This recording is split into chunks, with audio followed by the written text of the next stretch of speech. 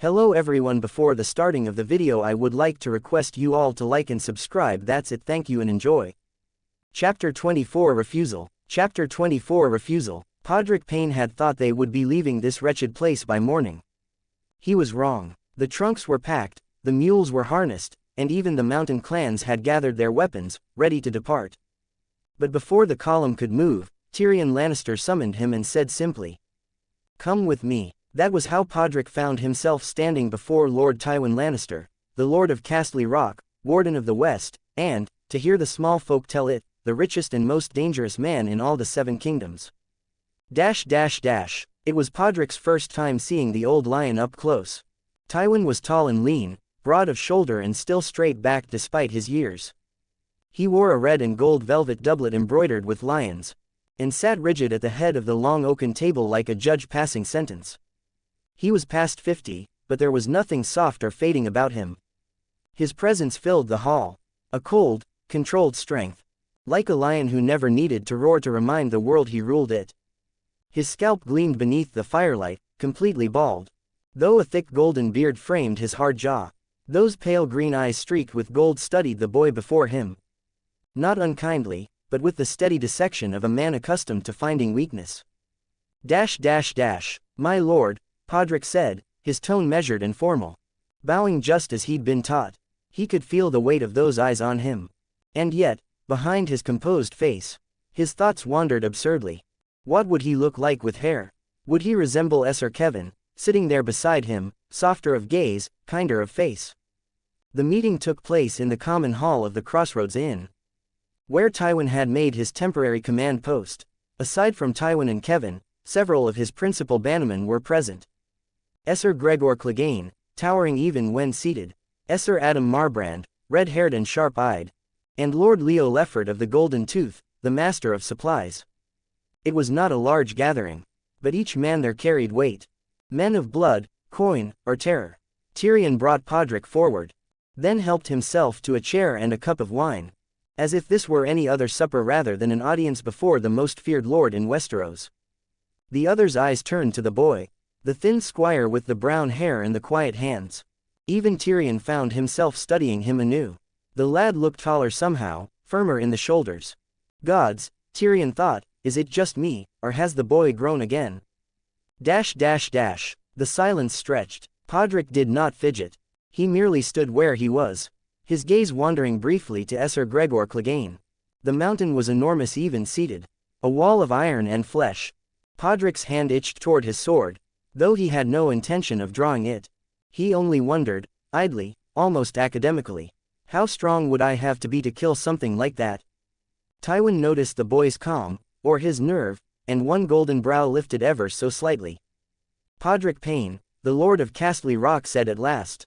His voice was smooth and even, but it filled the hall as surely as the crackle of the fire. "Yes, my lord," Podrick answered, bowing his head. Tywin regarded him for a long moment, then continued. "I've heard of your performance on the battlefield," he said. "You killed 4 men, captured a knight, and saved my son's life." The statement was neither praise nor question, merely fact, spoken with the same tone Tywin might use to assess the cost of armor or the yield of a mine.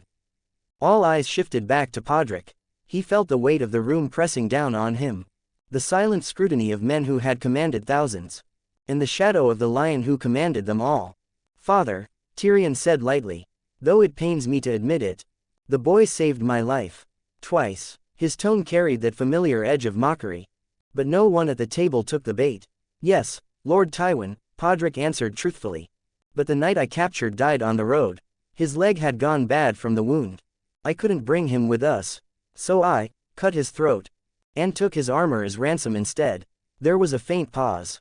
Tywin merely lifted his gaze, regarding the boy in silence. At the far end of the table, Sir Gregor Clegane's mouth twitched. A terrible thing that might have been a smile. Sir Adam Marbrand, on the other hand, looked the boy over with something like approval, and gave a single nod. "You'll be compensated for your loss," Adam said, "and your courage will not go unrewarded." Tywin inclined his head in faint agreement. "Tell me, then," he said, voice calm as cold steel. "What is it you want? I could knight you this very moment. Grant you lands, a keep, a title. No man here would say it was undeserved. He didn't dress his words in ceremony or warmth. For Tywin Lannister, this was how generosity sounded. Measured, practical, without illusion. The Lord of Castle Rock had never been one to forget a debt. And Podrick Payne had earned one, however small.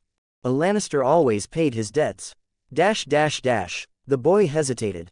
He glanced, almost instinctively, toward Tyrion, who sat with a cup of wine in hand, watching with an amused tilt of his brow. Podrick had expected something like this. Some formal recognition for the battle at the Green Fork. But not here, not in front of Tywin Lannister himself. A knighthood, and lands, the words sounded unreal.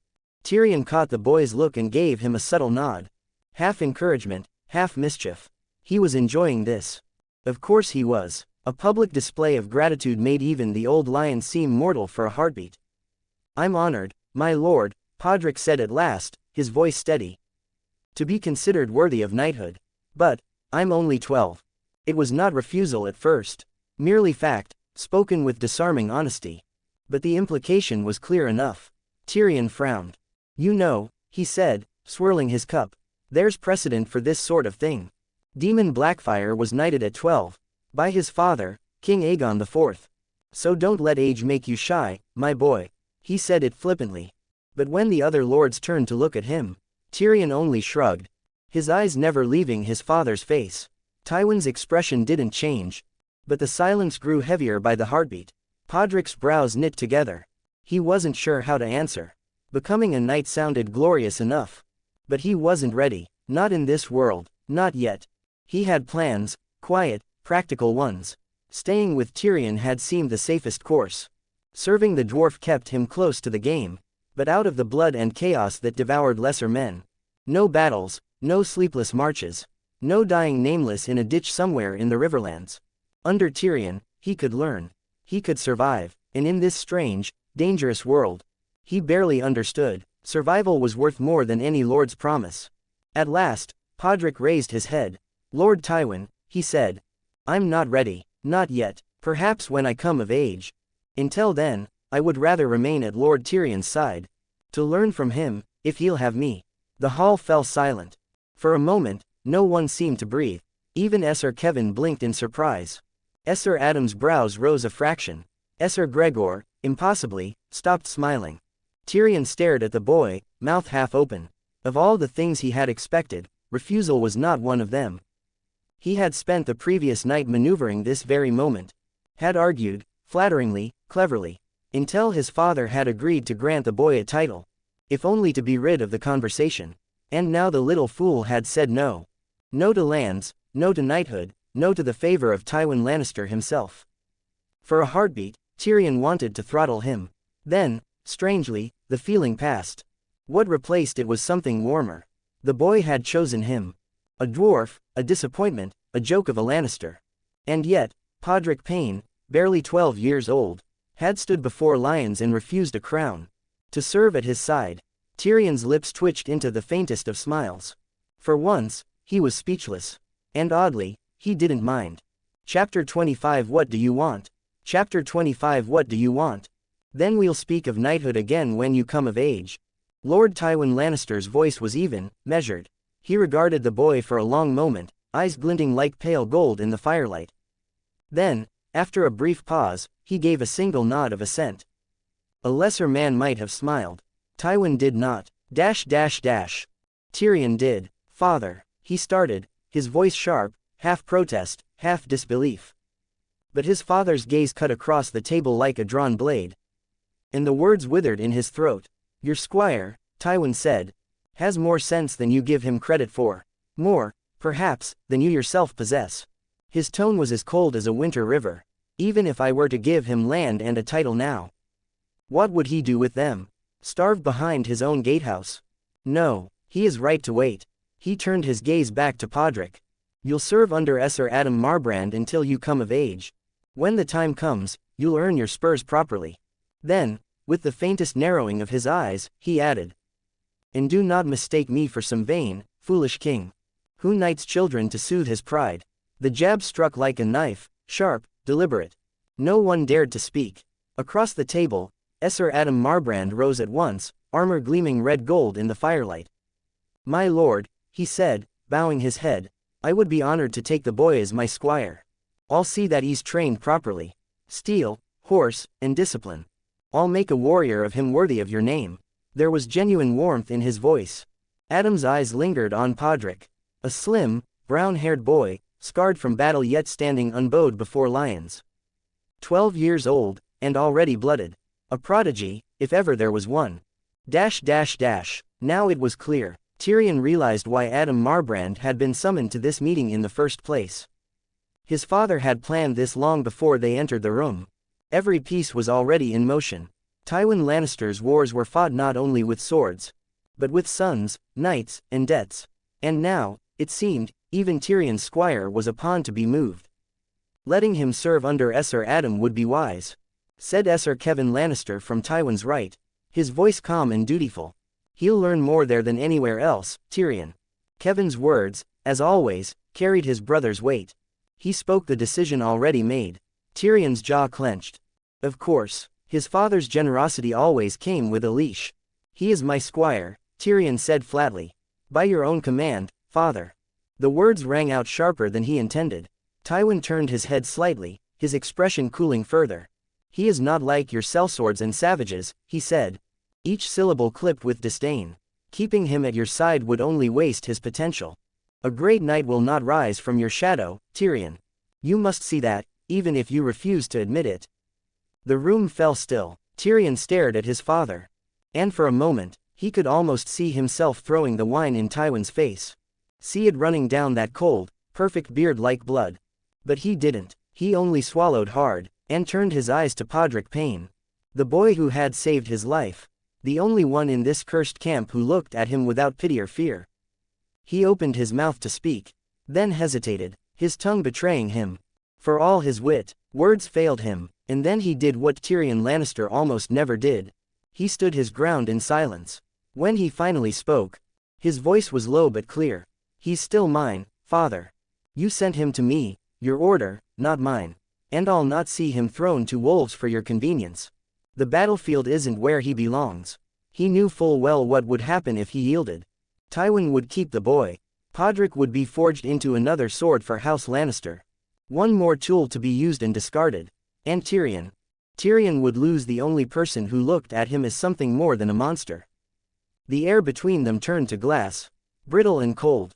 Father and son, staring each other down. Neither blinked.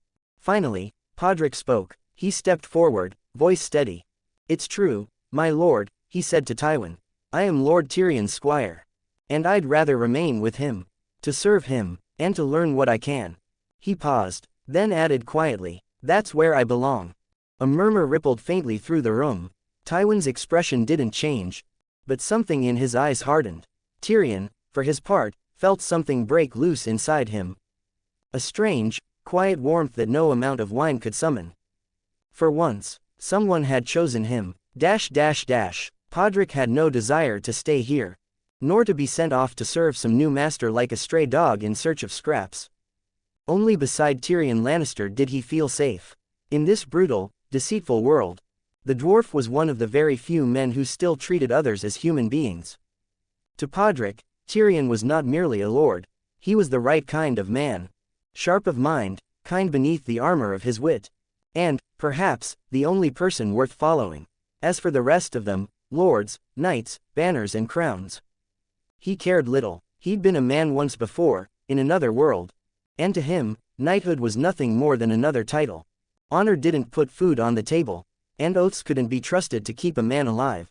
Dozens of eyes turned toward him, some surprised, some appraising, others faintly amused. None had expected such courage from the quiet Payne boy. Then again, this was the lad who had ridden into battle at 12 and lived. It should not have surprised them. Podrick met their stares without flinching. His gaze went straight to Tywin Lannister, the man who held his life and future in a single word. "My lord," he said, his voice firm but respectful. "I believe Lord Tyrion possesses a strength greater than any sword arm, wisdom." A faint stir moved through the room. "I would learn that strength, my lord," Podrick continued. "To have not only muscle, but a mind as keen as yours." The words were simple, But they fell heavy in the hall. Even Tyrion blinked, startled. No one spoke. The fire crackled softly in the hearth. For a moment, even Tywin seemed to study the boy, really study him. Then his golden eyes shifted toward his son. The silence that followed was thick as oil. And just as flammable. When Tywin finally spoke, his voice was unreadable. "Very well," he said at last. "If you believe you'll learn more at my son's side, then stay with him. Go to King's Landing, and see the court for yourself." He straightened, his presence filling the room like thunder without sound. "Your kinsman, Esser Ilyn Payne, serves there as well. Once the captain of Aerys Targaryen's Kingsguard.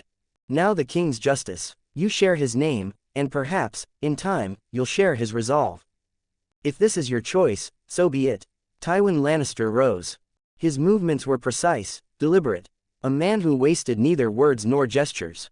He stepped closer to the boy, his shadow long and gold in the firelight. "Once," he said quietly, "you and a sellsword stole salted pork from Lord Lefford's supply train. You were judged and would have swung for it, if Esser Kevin hadn't intervened."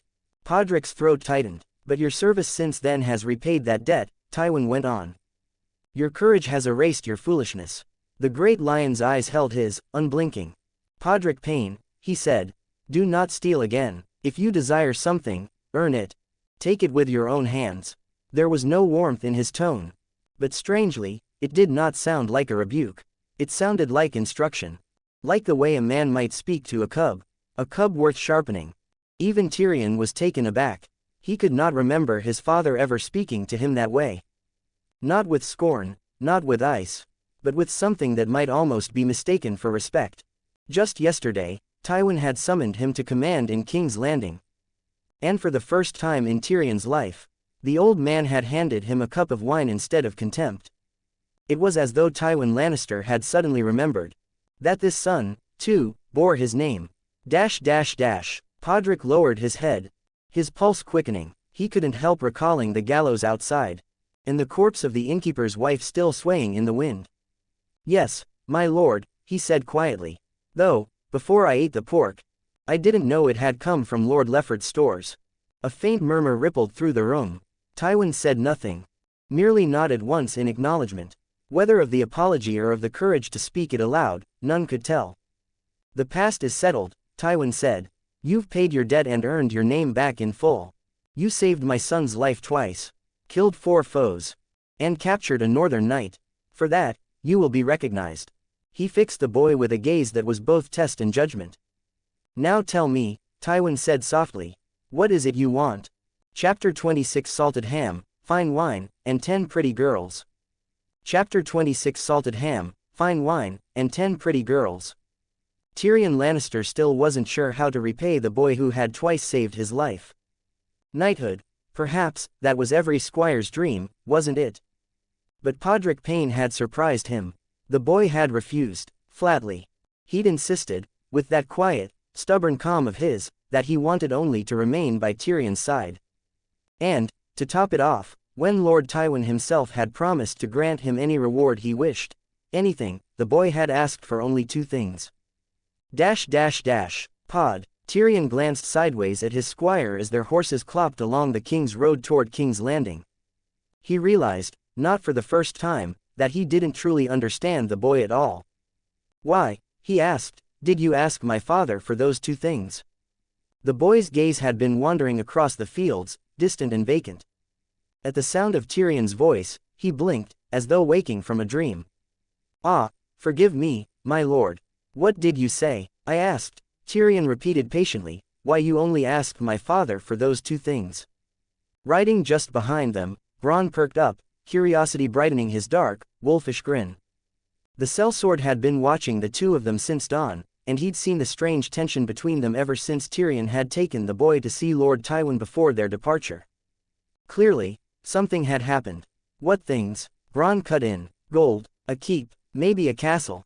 He gave Podrick a long, amused once-over, as if expecting to see a golden crown tucked under his cloak. Podrick chuckled softly, eyes glinting with humor. "Nothing of the sort," he said. "Just a salted ham from Lord Tywin's supply wagons, and a bottle of the finest red wine in the 7 kingdoms." Bronn nearly choked on his laughter. "You're jesting." "I'm not," said Podrick simply. Even Tyrion frowned, lips twitching somewhere between amusement and disbelief.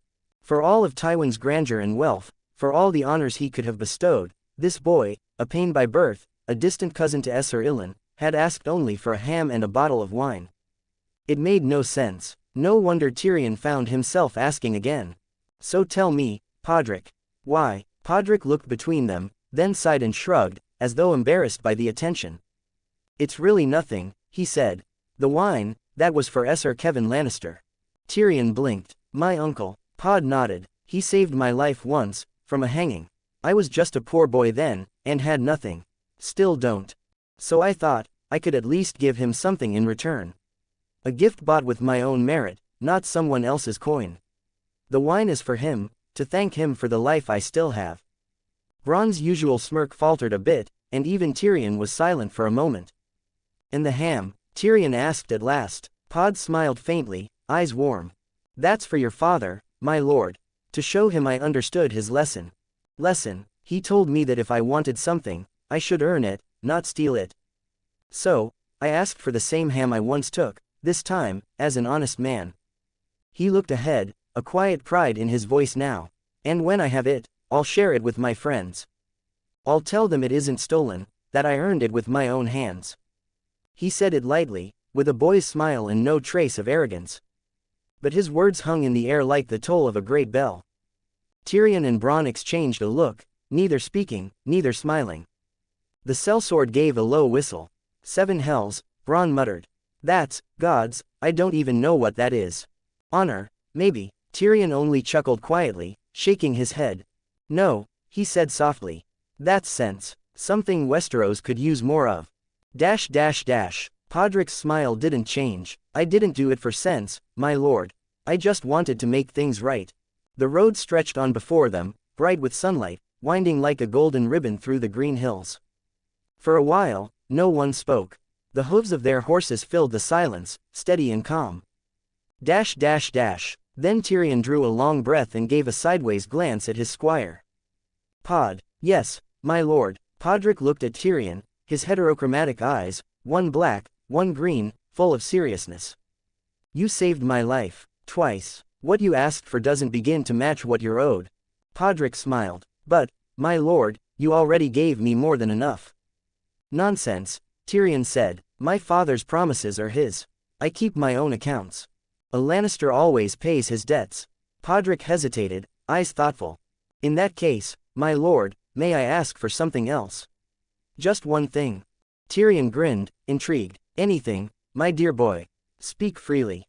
Pod looked utterly serious. I haven't slept well since the night the war began, he said, and, well, Miss Shae is very beautiful. Tyrion raised an eyebrow. Yes, so, I was wondering, if I could have a girl like her. Like her, Tyrion echoed. Yes, Podrick said earnestly. Just as young, just as beautiful. He thought for a moment, then added, perfectly straight-faced. 10 would be enough. Bronn burst out laughing so hard his horse nearly veered off the road. Tyrion just stared for a moment, then threw back his head and laughed until tears blurred his vision. 7 bloody hells, Podrick Payne. He wheezed. You refuse gold, glory, and a keep, and then demand 10 beautiful women. You're a bloody Lannister after all. Pod grinned, a rare flash of mischief lighting his usually solemn face.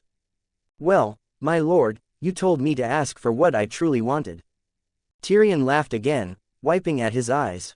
And you shall have it, my brave, ridiculous boy. A salted ham, a bottle of fine wine, and 10 young, pretty women.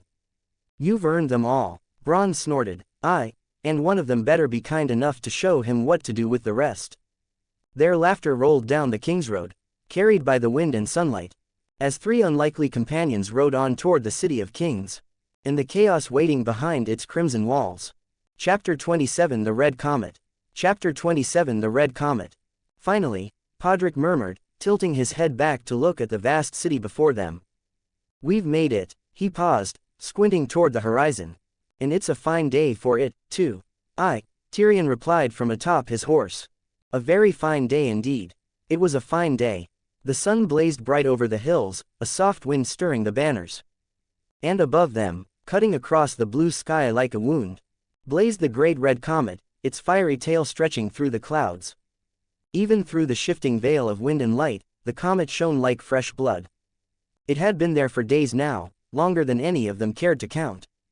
A burning sign seen from every corner of the realm. Podrick stared up at it, lips pressed tight. He'd heard the whispers, every camp and tavern had its own tale. To some, it was the sword of the gods. To others, a herald of war. But in his heart, he thought of the stories he'd heard from sailors. Of the far lands beyond the narrow sea, where dragons had once ruled the skies. If the stories are true, he thought, then somewhere, far away, those beasts must have spread their wings again. He wondered what it would be like to look up and see a creature of fire and scale blotting out the sun.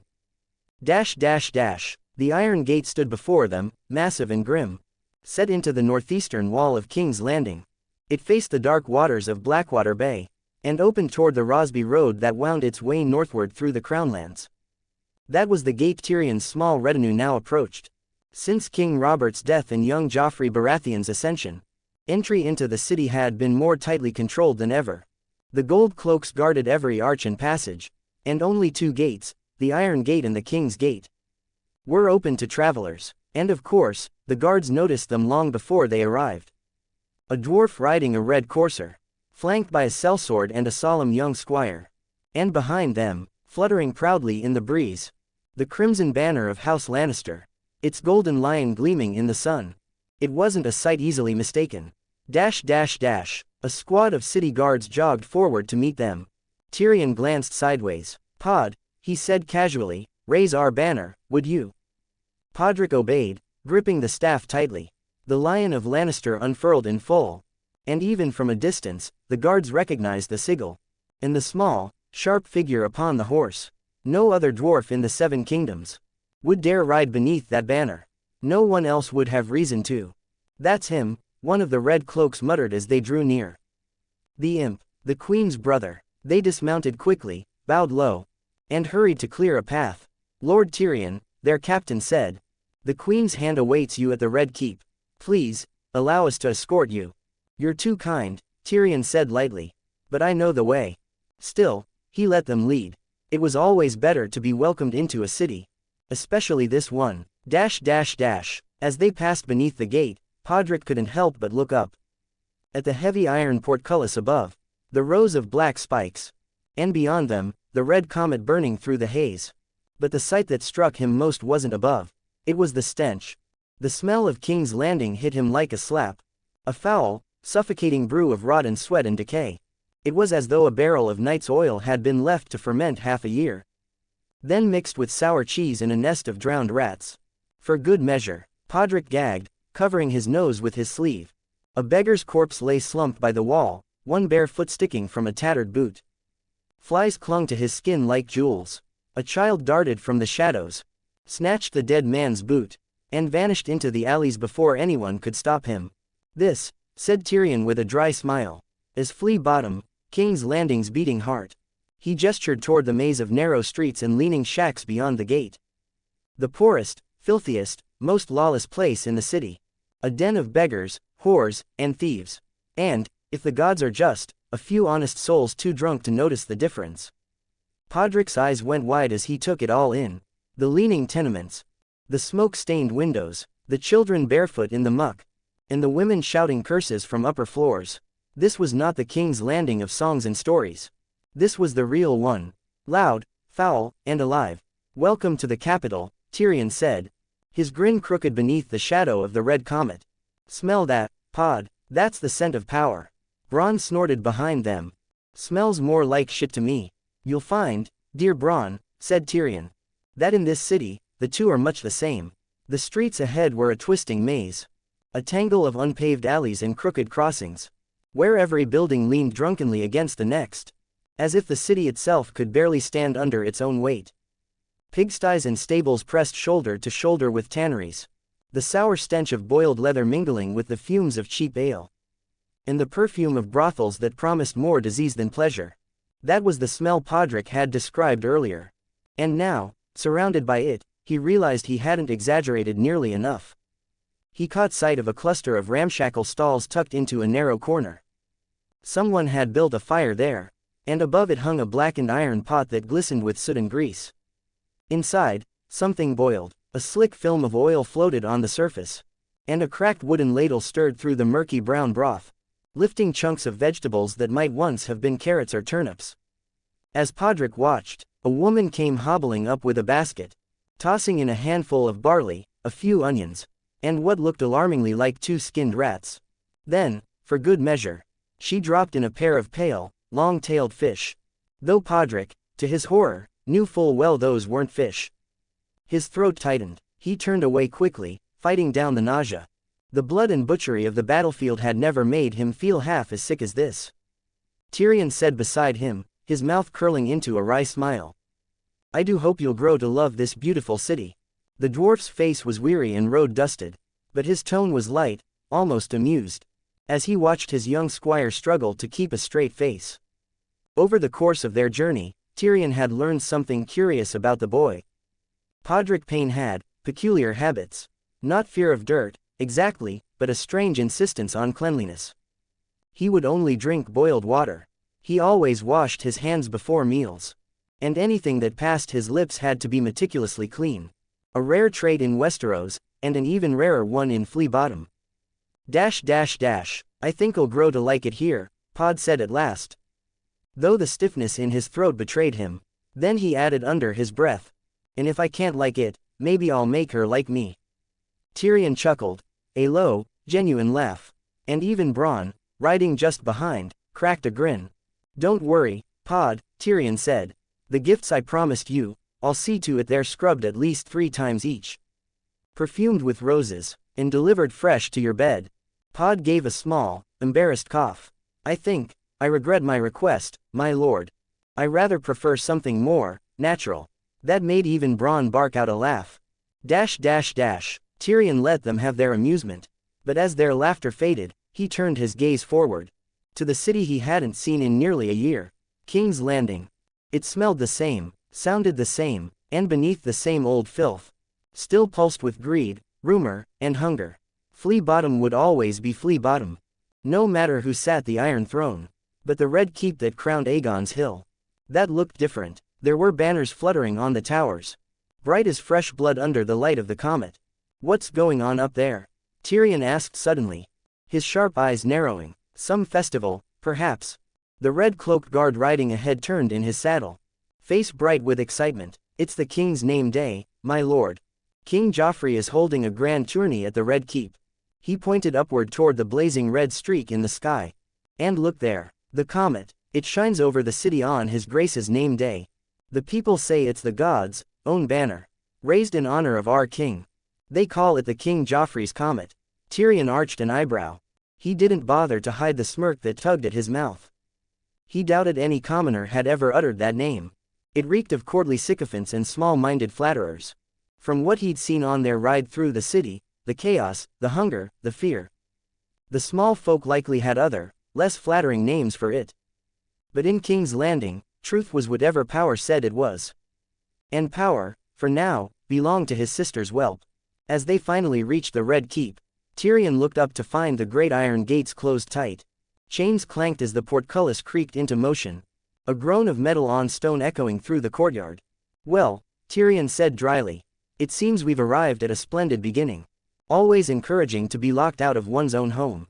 The gates shuddered open, and as the red comet burned above the city's smog-choked sky, the imp of House Lannister rode once more into the lion's den. Chapter 28 The Tourney for King Joffrey's 13th Name Day. Chapter 28 The Tourney for King Joffrey's 13th Name Day. To celebrate the 13th name day of King Joffrey Baratheon, the carpenters of King's Landing had raised wooden stands in a small tiltyard. In the outer courtyard of the Red Keep, small being the kindest word for it, the entire spectacle was pitifully modest. Half the seats sat empty, and most of those filled were occupied not by lords and ladies, but by gold cloaks of the city watch, and Lannister men at arms in their crimson cloaks. Of the nobility, few remained in the capital to attend. Those who had not fled the court after Eddard Stark's beheading were seated here out of duty, not delight. Lord Giles Rosby was there, pale as a corpse and hacking behind a pink silk kerchief, his breath rattling like dry leaves. Lady Tanda Stokeworth had brought her 2 daughters, both painted and overdressed, in hopes that one might catch a royal eye, or at least the attention of a man who owned a castle. There was Jalabar Ko, the exiled prince of the Summer Island's Red Flower Vale. His skin as black as polished onyx, his cloak a riot of colored feathers. Banished and homeless, he now lived on the Queen's charity in the Red Keep.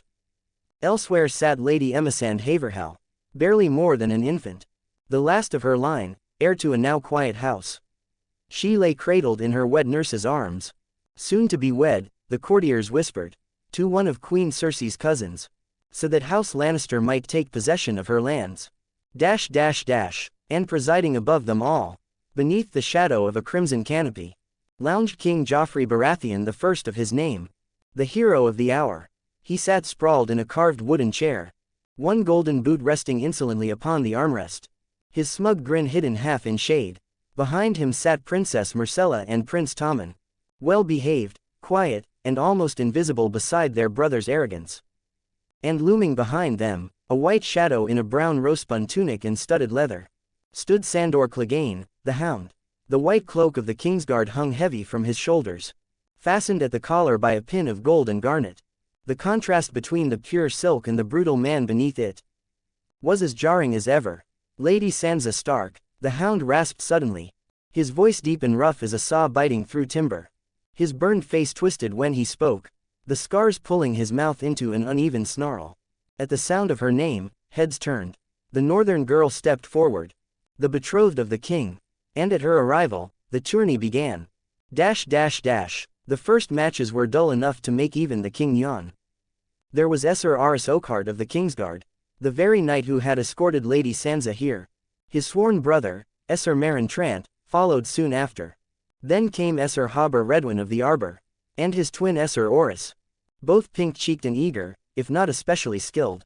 Esser Moros Slint, heir to Janos Slint, the newly made Lord of Harrenhal, took the field next, his gilded armor gleaming gaudily under the autumn sun. And Esser Balon Swan of Stonehelm, another of the Kingsguard, fought with quiet, precise efficiency, though not enough to lift the king's boredom. The crowd grew restless. Even Joffrey's smug smile began to curdle into irritation. Then came a touch of unintended entertainment. The herald announced, Esser Dantos Hollard, Knight of Hollow Hill. His opponent, a short, battered freerider named Lothor Brune, sworn to Petter Baelish, the master of coin, rode out first from the western end of the lists, his dented armor patched and mismatched. But when the time came for Esser Dantos to appear, his horse galloped out alone. A murmur rippled through the stands.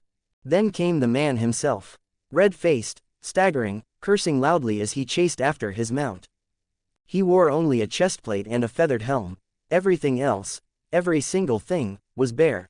The crowd roared with laughter and jeers, as the drunken knight stumbled through the mud, his pale legs wobbling beneath him like reeds in the wind. Now this is more like it, Joffrey sneered, clapping his hands.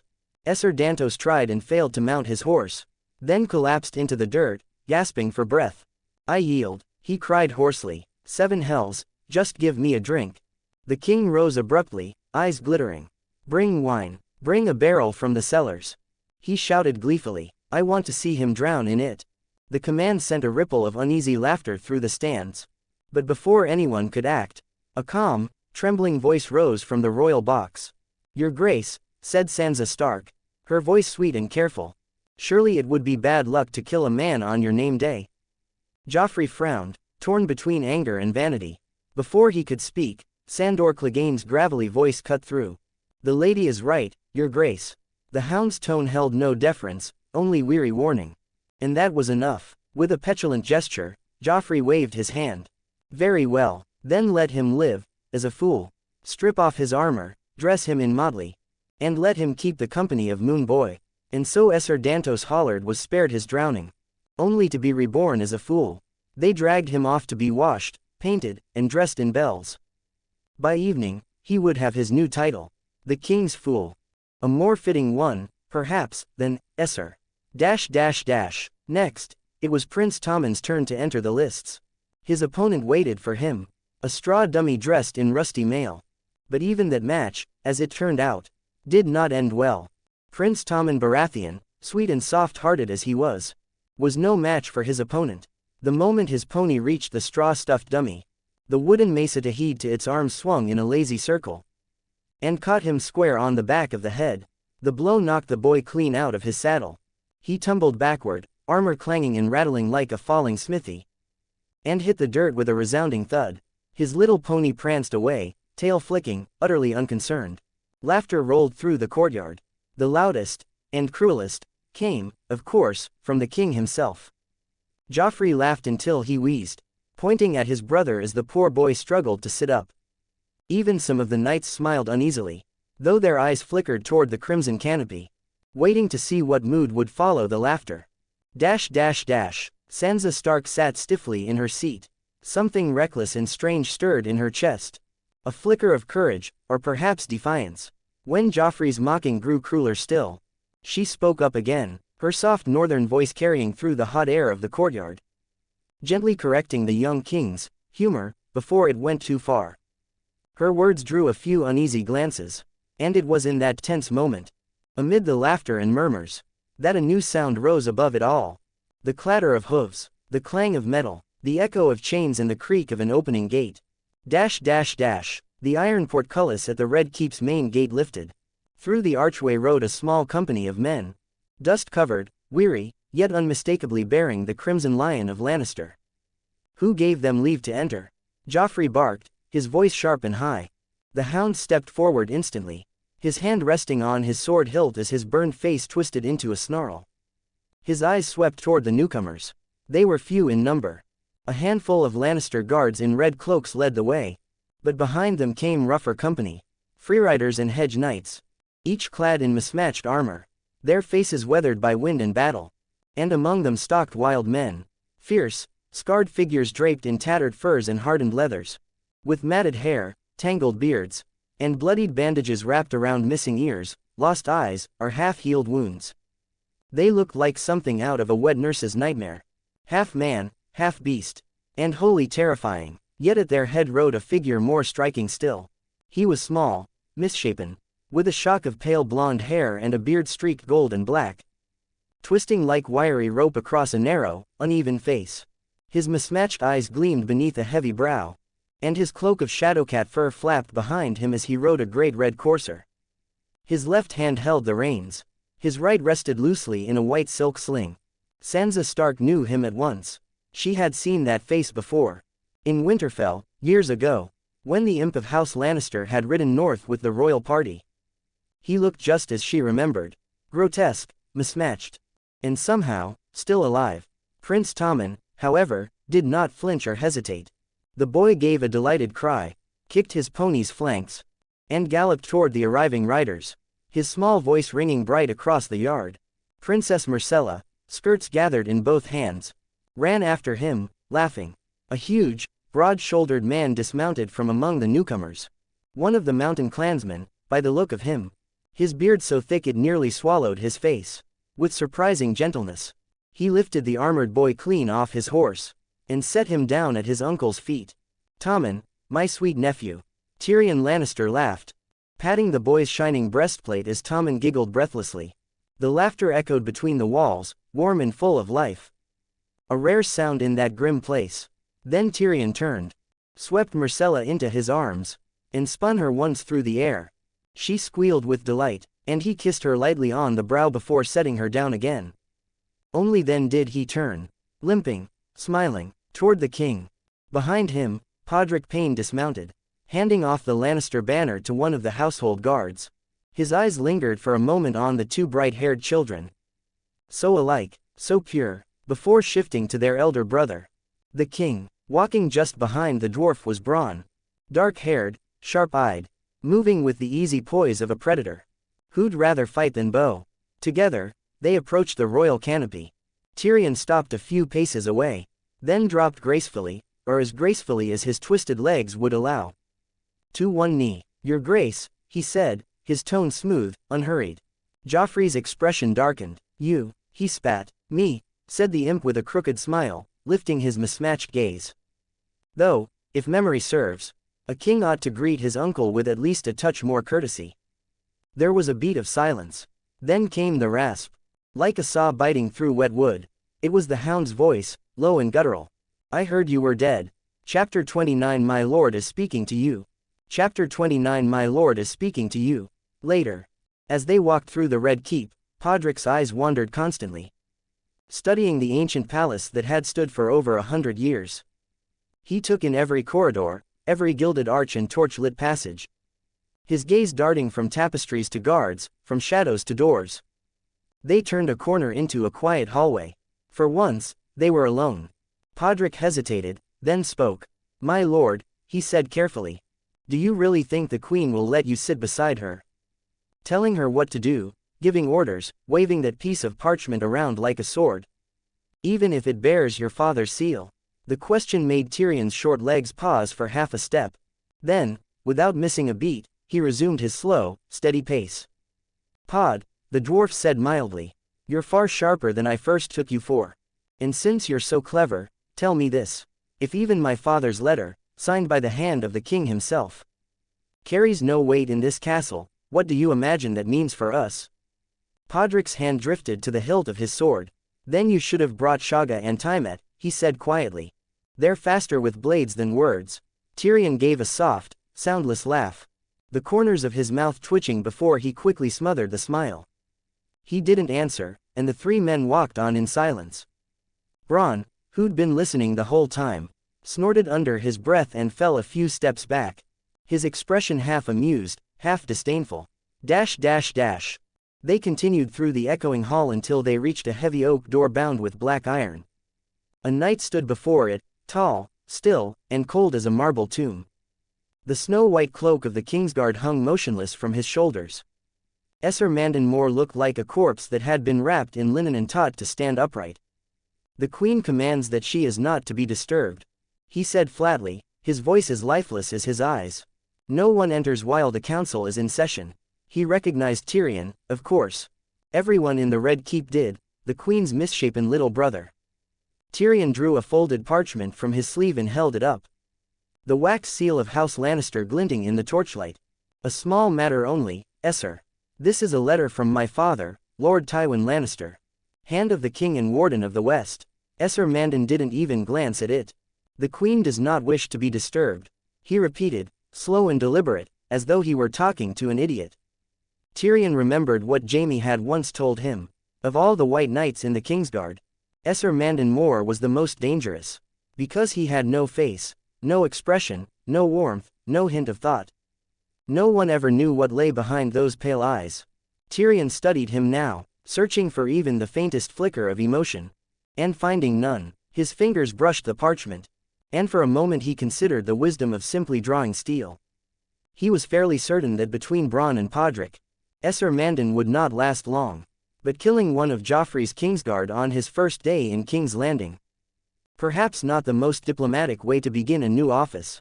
The dwarf narrowed his mismatched eyes, then forced a pleasant smile. "Esser Mandon," Tyrion said lightly, "I wonder if you've had the pleasure of meeting my companions."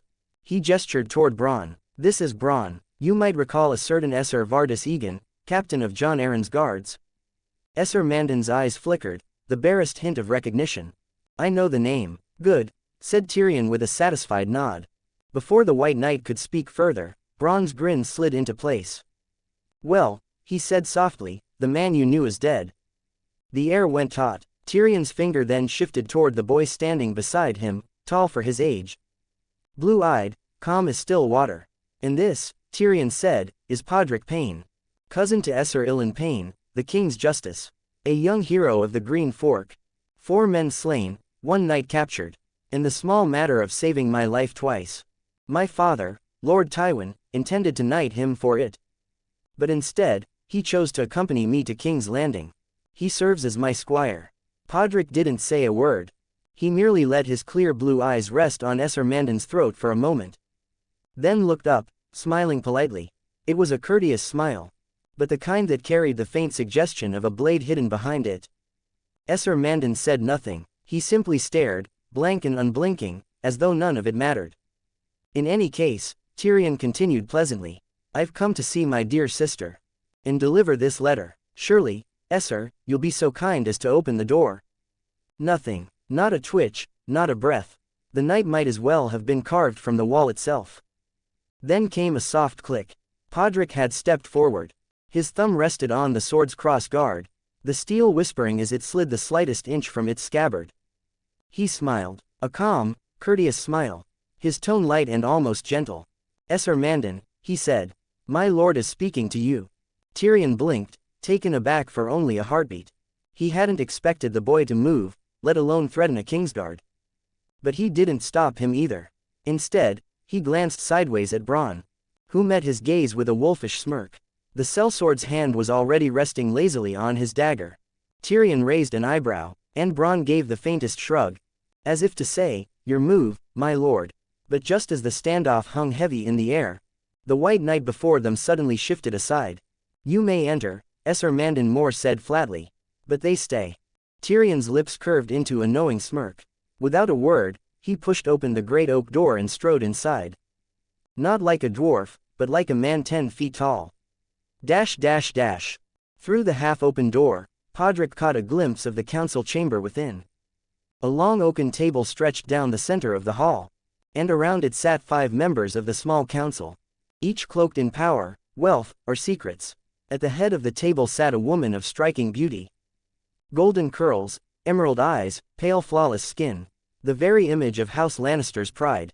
So that's her, the Queen Regent, Cersei Lannister, Podrick thought.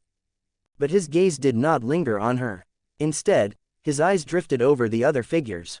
A bald, round-bellied man with soft hands and watchful eyes, Varys, no doubt, and beside him, a short, slender man with dark hair streaked in silver and a small pointed beard, Petyr Baelish, smiling faintly as ever. Pod smirked under his breath. He had heard enough whispers on the road to recognize those faces, even if he had never met them.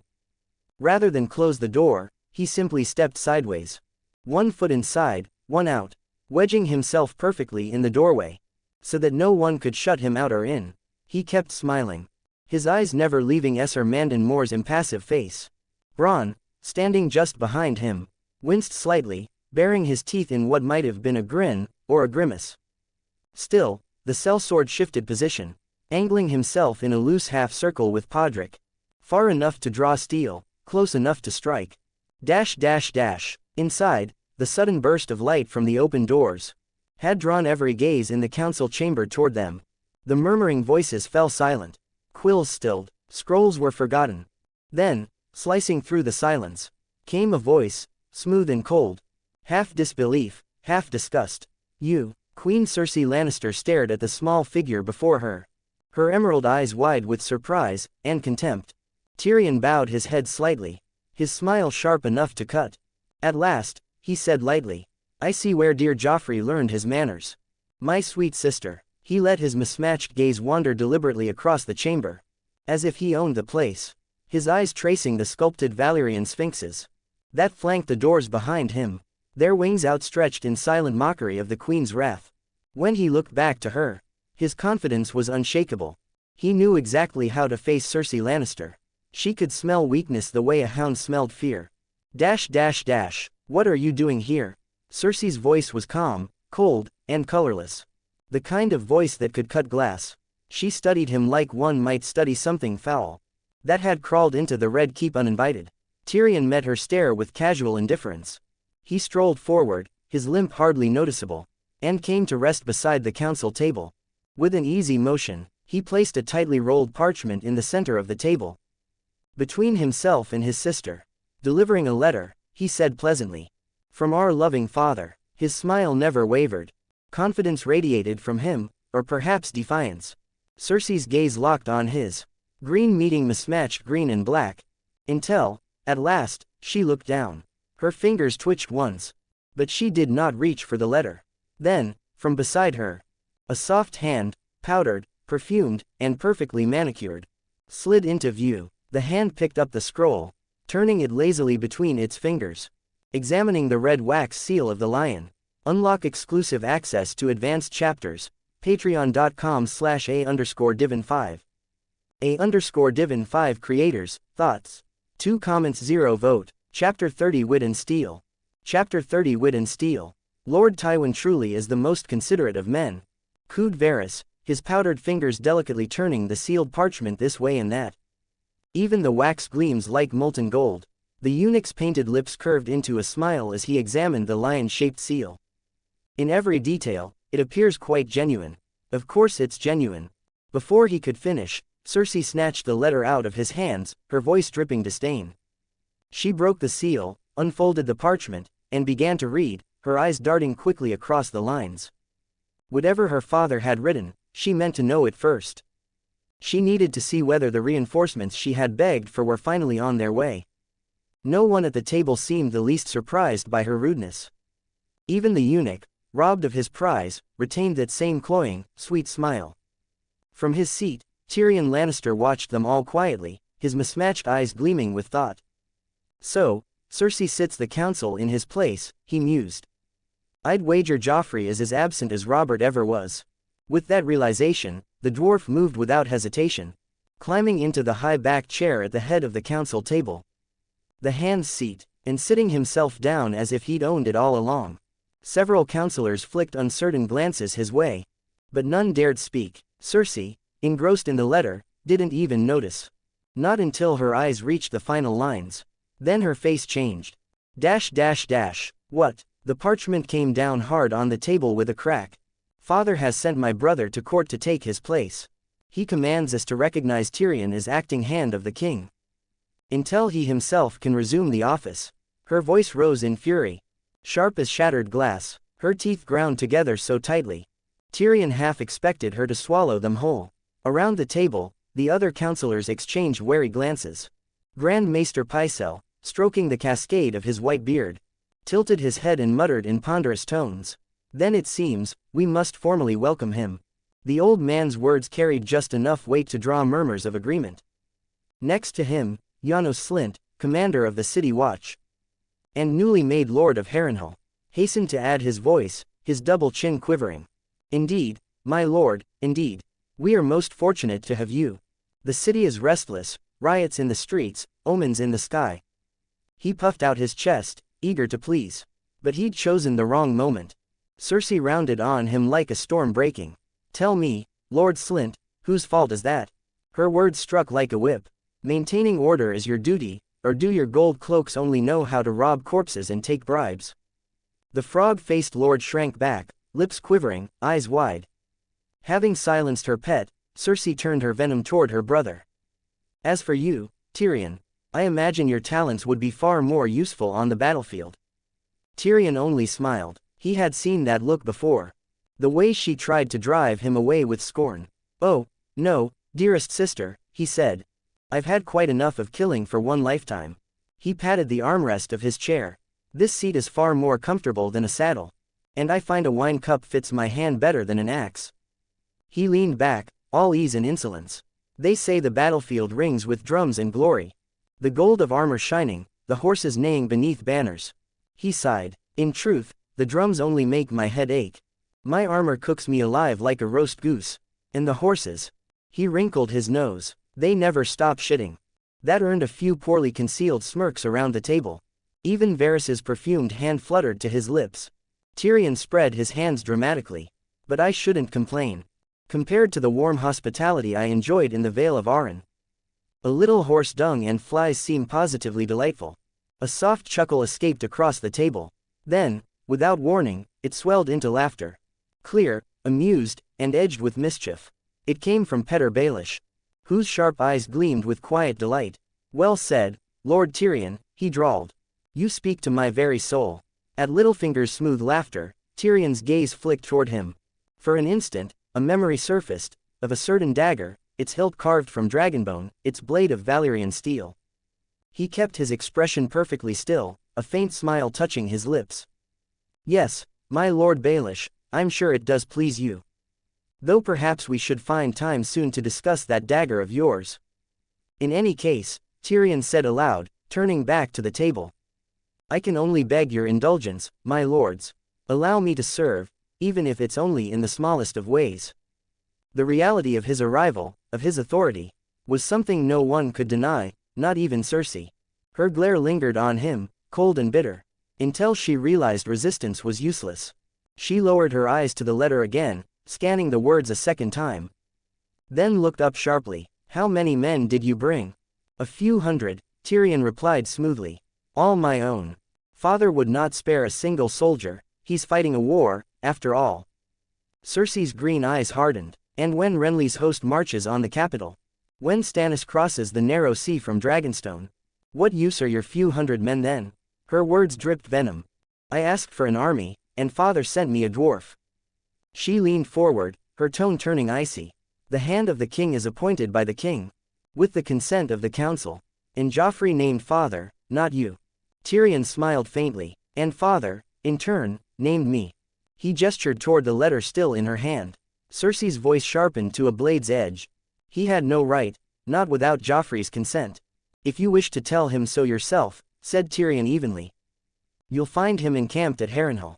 I'm sure he'd be delighted to hear your opinion, dear sister. Through it all, his tone remained unfailingly polite. The very model of courtesy, which only made her fury burn hotter. Then Tyrion turned his head slightly, addressing the others seated at the table. My lords, he said lightly, might I ask a few words in private with my sister? At once, Varys rose from his seat, gliding to his feet with serpent-like grace. Ah, yes, her grace's voice must remind you of home, my lord. He said in his honeyed tones, a smile smooth as silk. Come, my lords, let us leave the family to their reunion. State matters can wait a few moments. They'll still be in turmoil when we return. The others hesitated, but one by one they followed. Janos Slynt stood awkwardly, his armor creaking. And Grand Maester Pycelle rose with the slow effort of a dying tree. His long white beard trembling with every breath. Last of all came Petyr Baelish, ever the picture of graceful amusement. He adjusted his sleeve, then looked directly at Tyrion. Shall I have the steward prepare chambers for you in Maegor's Holdfast? He asked, voice silky smooth. Maegor's Holdfast, the fortress within the fortress. A keep of red stone and black iron, ringed by 12-foot walls and a dry moat lined with spikes.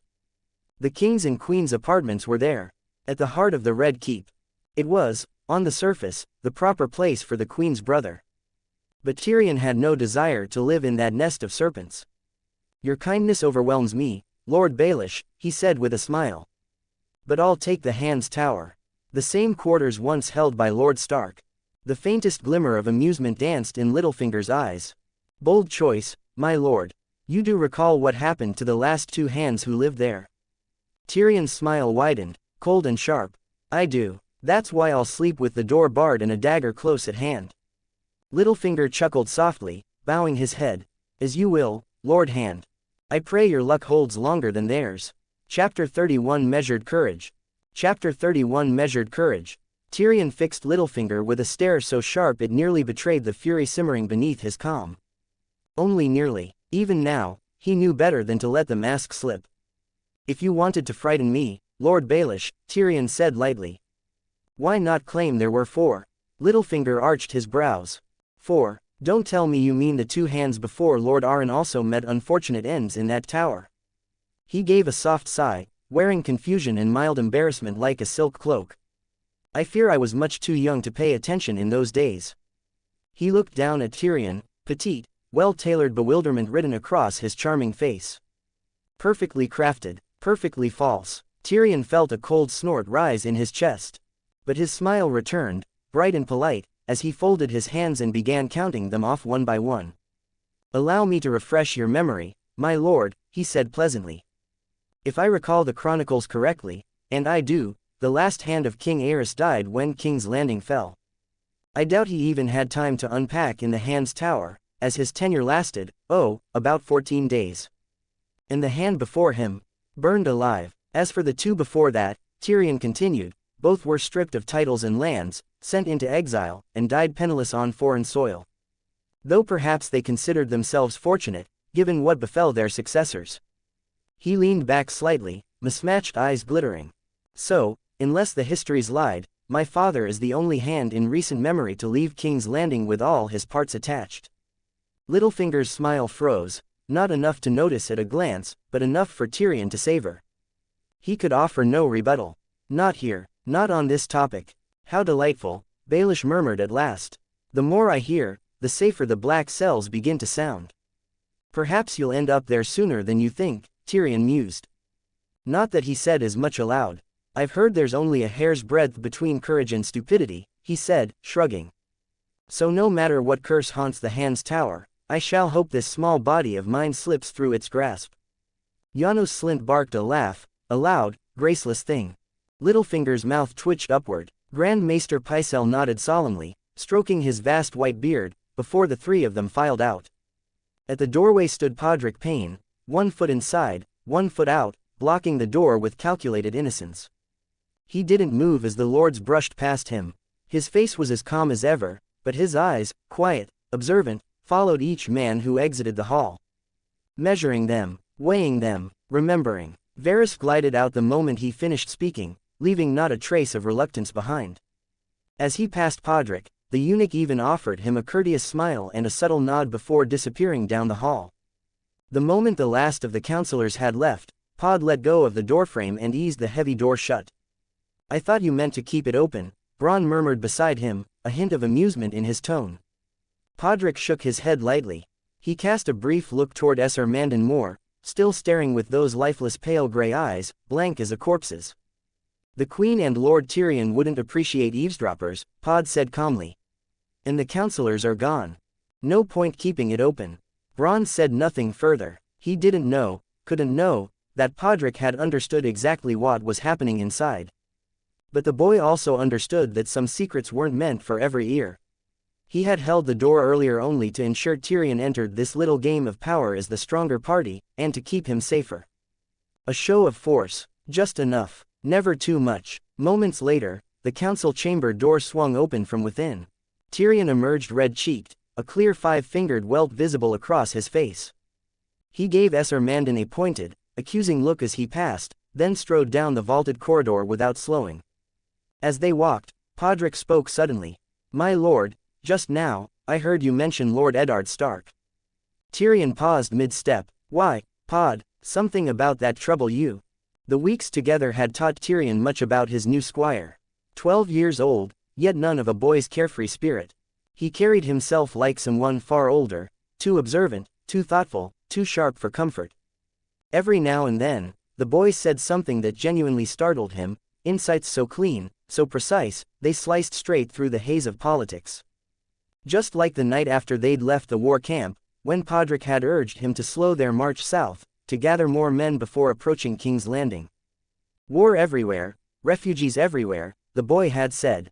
More men means fewer surprises. At the time, Tyrion had brushed it off as simple caution. Now he wasn't so sure. It's nothing, Podrick said.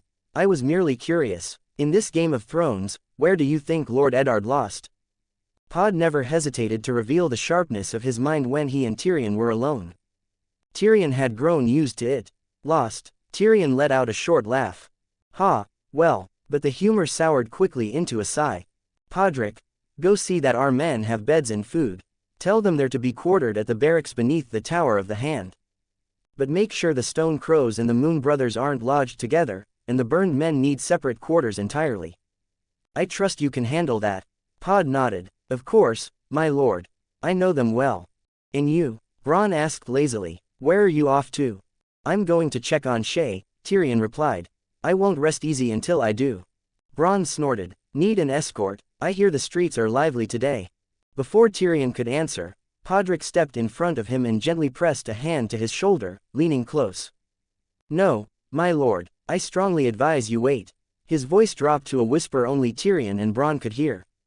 At least until our men return with their reports. And if you must go beyond the Red Keep, find a proper reason. If you wish to keep your secrets from certain eyes, then you should be more cautious, far more cautious. Tyrion froze, then slowly turned his mismatched gaze onto the boy, his expression oddly stricken. Very well, he said quietly. I'll be patient, more patient than I'd like. He let out a weak laugh. 7 hells, Podrick, I don't know where you learned any of this, but you're unsettling, do you know that? You're cautious enough to make a maester blush, and yet on the battlefield you're mad as a bloody Dornish spear. Podrick didn't smile. If one must survive, my lord, one must be both. His voice was steady, calm, utterly certain. That is prudent courage, to be continued.